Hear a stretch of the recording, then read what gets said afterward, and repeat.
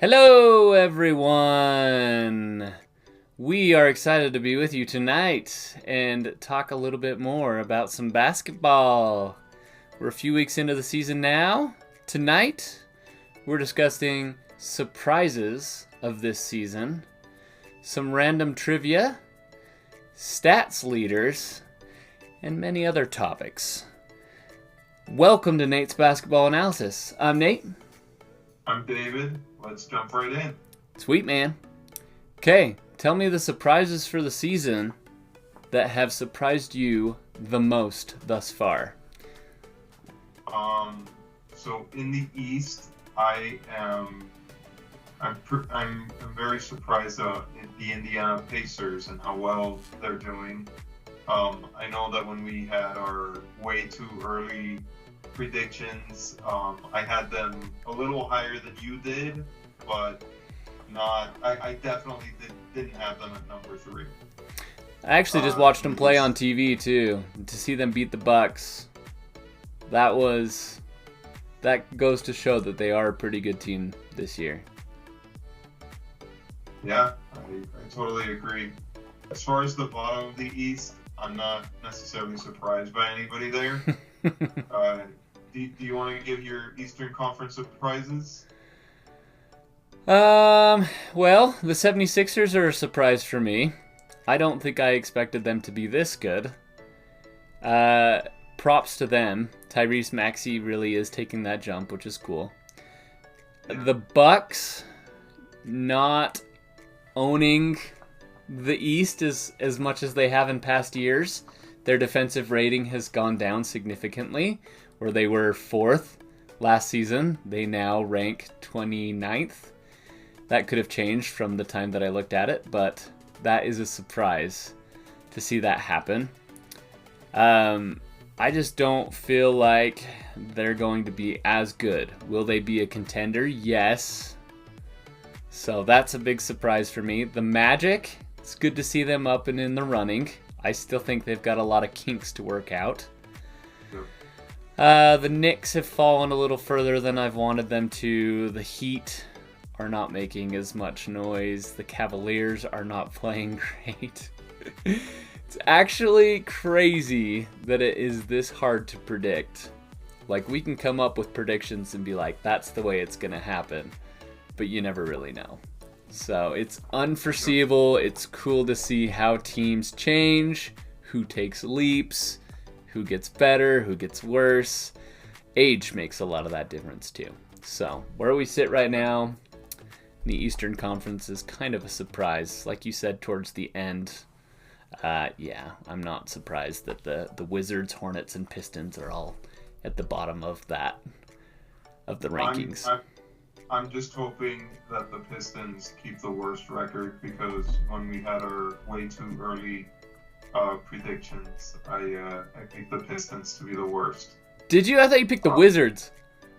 No, I picked the Pistons. I had the Pistons, the Hornets, and then I think I had the Wizards. I can go back to the video and look, but I know for sure. You could be right. You could be right. I thought we had those swapped, because I said the worst team in the NBA is going to be the Charlotte Hornets, and you're like, no, it's not. I got the Pistons. Cool, man. That's right. Cade Cunningham will pull through. Yep. All right. Yeah, I need Detroit to keep this up. They're killing it. In the Western Conference, let's hear your surprises. My surprises, like I said, I like Dallas. I did not expect them to be in second place. I like Minnesota. I did not expect them in third. And the Rockets are also blowing my mind, because I think that team sucks. But they're there. And then obviously the Grizzlies being 1-7 is a surprise to me. I wasn't very high on them, but last in the NBA is a shock to me. I'm glad we saved the Western Conference till after the Eastern Conference because this is like significantly different than what we had said. Nuggets, no surprise. I think they're playing great. Yeah. I think no one's going to beat them. Maybe the Celtics, but I think probably it's going to be a Nuggets-Celtics finals this year. But who knows? Could change. That's way far away, right? Dallas, Sure. definitely I agree with you that is a huge surprise. Do I think it'll continue to work? I don't know. So they could fall. Like you said, this is a small sample size. Also, the Timberwolves, huge surprise.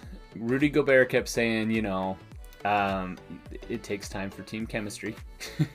They also have mentioned that this is the worst trade in NBA history that went down between the Jazz and the Timberwolves, and that the Jazz definitely won the trade. Now seeing it, where they're sitting, I mean, good for them. That's really cool. Yeah. He's actually number 1 in defensive ratings at the moment. Yep. And I believe the Timberwolves are what? 3rd? Top 3. That sounds right. Yep. So, good for them. I hope they continue. That is a surprise. Warriors, probably where we expected them to be. Thunder, I did say that they would be better. The Rockets are a definite surprise. Here's what I'll say about the Rockets. I think that they will fall eventually. I think the Suns will come back in the mix once they get their groove. They haven't had their big 3 together. Yep. The Pelicans, who knows what's happening with their health. CJ McCollum has actually had a collapsed lung. So that was big in the news as well. And with that, I mean, he'll be back in the rotation, I would assume. But who's to say how that'll affect their team? Zion, you never know what you're going to get out of him. So, Pelicans, it was up in the air even when we did our way too early predictions.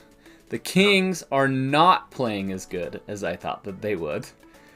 Weird to see them fall out. And then even below them, you've got the Clippers and the Lakers. Yeah. Such a surprise because you had the Lakers up in number 2. Yeah, I don't expect that the Lakers will be at the bottom. I expect the Lakers to be top 6 or better at the end. But yeah, they're really sucking right now. Anthony Davis is even putting up good numbers though. He's being more consistent.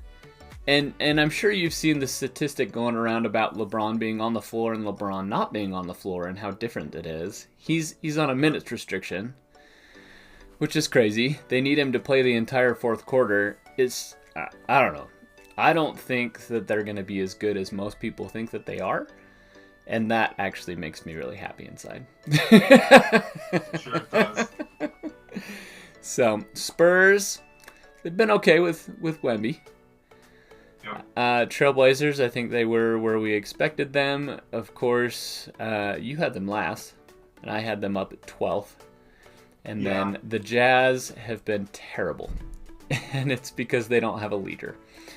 So I'm frustrated with the Jazz. They're hard to watch this season. And then, yes, I think the biggest surprise is that the Grizzlies are dead last in the West. Yeah. I don't know. Well, the thing is, like, it seems like several players are putting up really good numbers in the Grizzlies, but they keep losing. Yeah, I don't expect them to be. I expect them to be in the play-in tournament at least by the end of the season. But right now, they're obviously not playing well at all. I think it was last season, maybe 2 seasons ago, the Lakers started out really bad. They were 0-4 to begin the season, and then there was some statistic that came out and said when you start like that, the chances of making the playoffs were very slim. Sure enough, they made the playoffs, right? Yeah. So, seeing the Grizzlies where they're at, that could change everything, man. I mean, if that statistic is true, and they are 1-7, they've got a long ways to go. They've got to win some games in order to get back and make even the playoffs this year. Yeah, they do. So, but, you also got to consider they don't have Ja Morant, and I think he's going to be a game changer. He is. However, they do have a very good defensive team, and defense generally wins games. They've got Marcus Smart, Defensive Player of the Year. And they've Yeah. got Jaren Jackson Jr., who is the Yeah. Defensive Player of the Year. So this is actually a good transition. Let's go to steals leaders for the season. Currently, steals leader Marcus Smart of the Memphis Grizzlies is on top. Obviously, it's not benefiting them. He has 2.7 steals per game, which is insane. Paul George, 2.5. Donovan Mitchell, 2.3. SGA, 2.3. And DeAndre Ayton is even on there with 2.3. So, Yep. anything else that you want to discuss about the surprises before we move on to some of these other leaders, current leaders and stats during the season? Let's move on to the leaders. Okay, so block leaders. Currently, who do you have atop that list? Anthony Davis That is at correct. the top with 3.3. That is what I have. Okay, and then Victor Then it's Wembanyama. I have Daniel Gafford of Okay. the Wizards with 2.6. Obviously not benefiting them either. Yeah. Then it's Chet Holmgren in OKC. 2.5? 2.5. Yep. And then Wemby at 2.4 and Embiid at 2.3. Okay. So other people have come into the mix. Evan Mobley was there, and Jaren Yeah. Jackson was on there as well. So if we're looking at 3-point leaders, Steph Curry is on top and way ahead of everyone else with nearly 6 3-pointers per game. That's insane. 5.9 is where he's at. Luka Doncic follows in with 4.4. Lauri Markkanen of the Utah Jazz with 4.3. Donovan Mitchell with 3.8. And Paul George with 3.7. And then moving on to rebounds. I don't know if this is still accurate, but DeAndre Ayton was at the top when I looked at it. 13.3. Sabonis with 13.2, so right behind him. Nikola Jokic is up there. Mitchell Robinson of the New York Knicks, and Rudy Gobert of the Timberwolves. And Yep. assists, Tyrese Halliburton leads the way with 11.7. Trae Young follows him, 10.4. LaMelo Ball is on there with 9.3.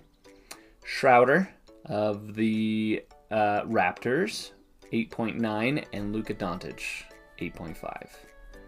So, and then one more. Sorry, my bad. Scoring leaders, Donovan Mitchell and Joel Embiid lead the way with 32.5. Luka Doncic follows them. No surprise there. He was good last season too. 31.6. Steph Curry, 30.9, and Jason Tatum, 30.5. Well, that's a good update to have for the season, at least. Okay. Next topic that we want to discuss. Supposedly, I don't know how legit this is. I've only heard it from one source, but the Toronto Raptors are going to build a statue of Kawhi Leonard outside their arena due to his historic 2019 run with the Toronto Raptors. Okay. I mean, that's I'm like, that's weird cool. to me. I would probably want the player to play for me more than one season before I Right. do something like that, but okay. I agree, but that still is pretty cool that they want to honor him. Maybe Toronto doesn't have a lot to hold on to, and they're like, that was our 1 year, so let's honor Kawhi. Yep. With that said, I wonder if they will retire his jersey also. Yeah, if you're gonna build a statue, and there's no shot you don't retire the player's jersey. Right? Plus, I mean, it makes sense, right? Like, he got them their first championship. He clearly was, he clearly was the reason they won that year. Yeah. So, I don't think it's a big surprise.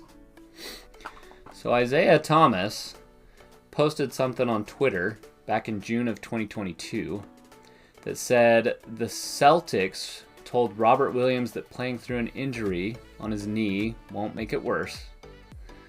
And he said, heard that before, LOL, at that time.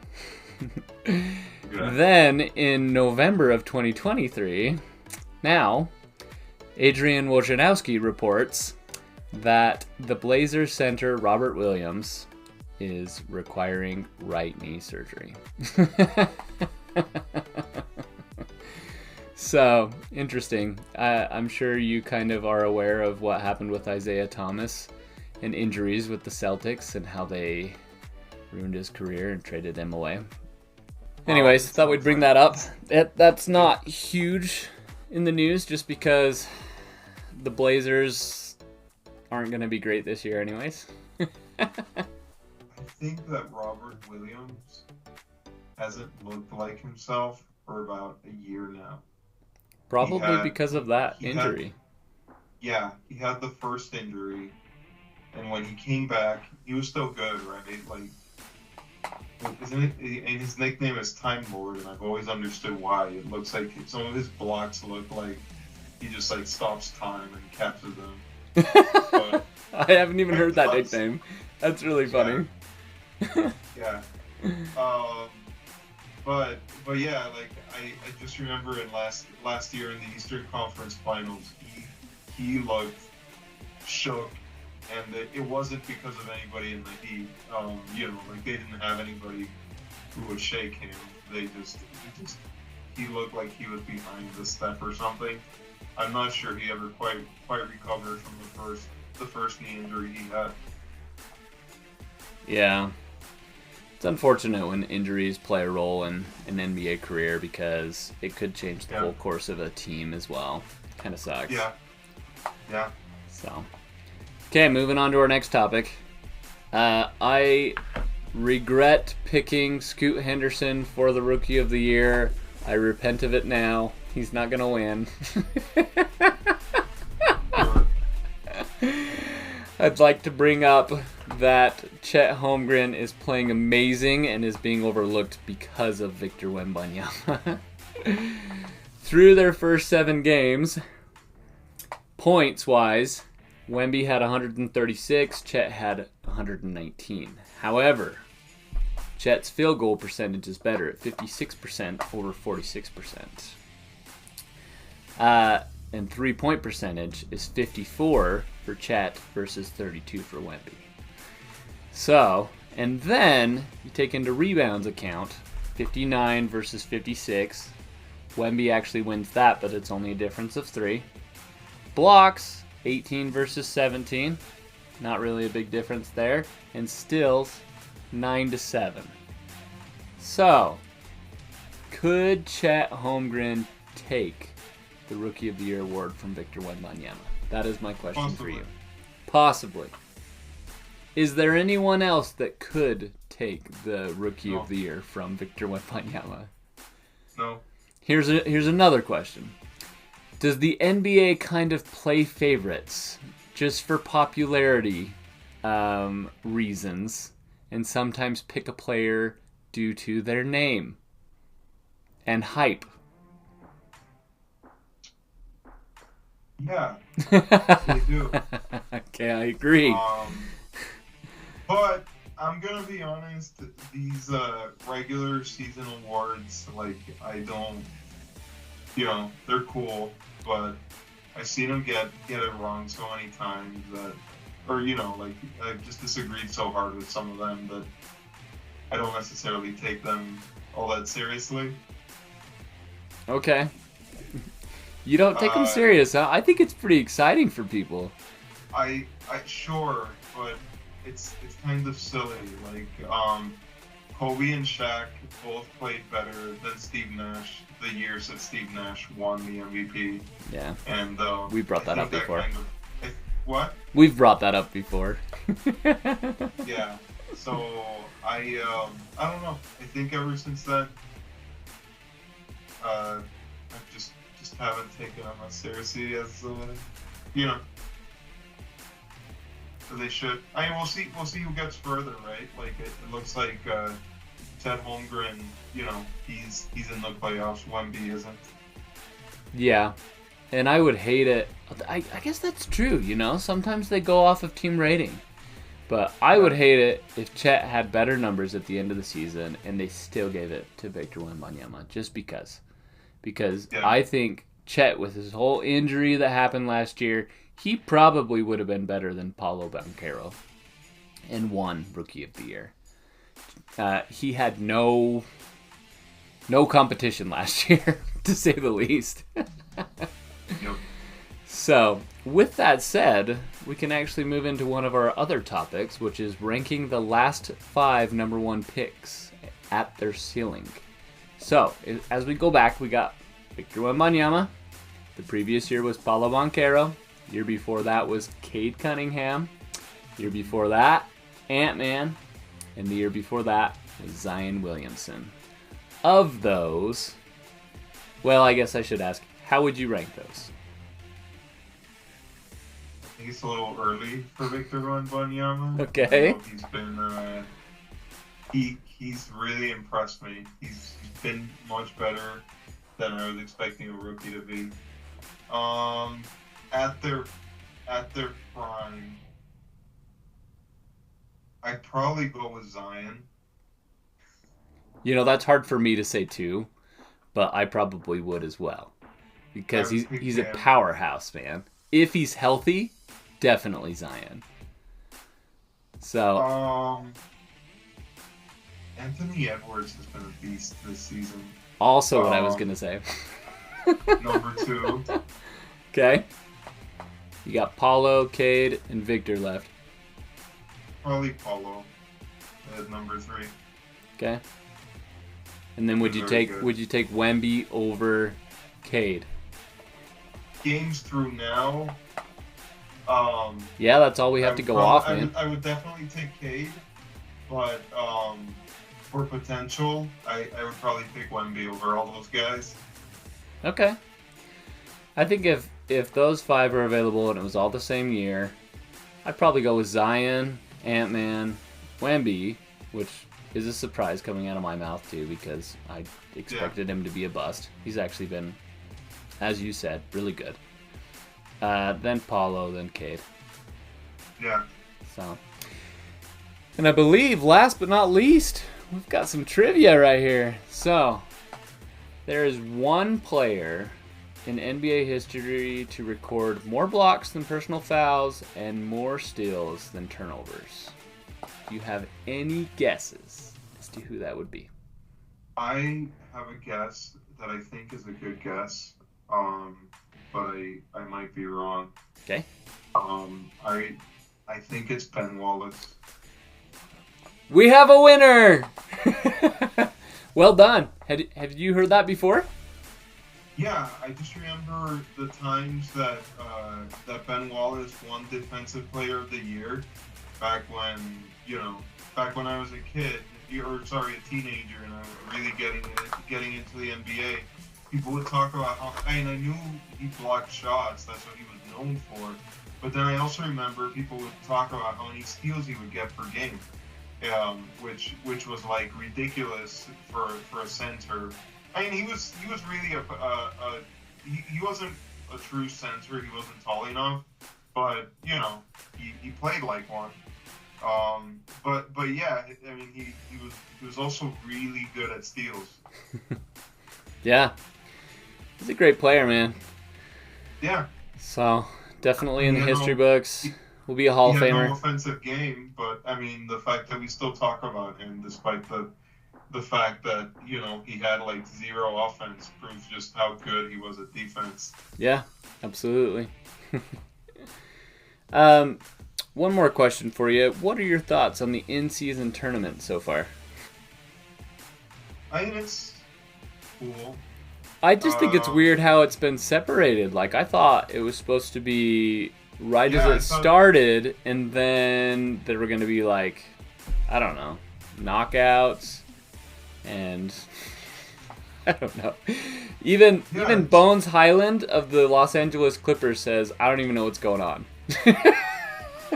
It's just really funny. Weird. And it's also weird to me that, there are teams that haven't played their tournament game yet. Yeah, some of them play. I would have thought. What? Some of them play here soon. Yeah, but I guess what was what's funky to me is the fact that I would have expected this to be more back to back Wasn't it like every Friday, the game from every Friday would be the one? I don't know. I understood it differently too. That's why it's so funny that some of the NBA players don't even understand how it works, because it's like sometimes they play the tournament, sometimes they don't. It's all still regular season games. Yeah. I mean, you know, it's cool. And I do get that they take the best record of their games played against the 5 teams in their group. Was this a trophy? I'm trying to think of what the trophy looks like. Was it the one that looks like a sippy cup? No, I don't think it looks like a sippy cup. If you look at all of the... Look at all the WNBA trophy. The one is the one that looks like a sippy cup. Oh no, that doesn't look like a sippy cup. No, it doesn't. Okay. It's like this and this. It's kind of weird. Anyways, I'll put an image up on the screen. Thanks everyone for watching. For all things NBA, and to stay up to date, hit that subscribe button and follow along. We'll see ya.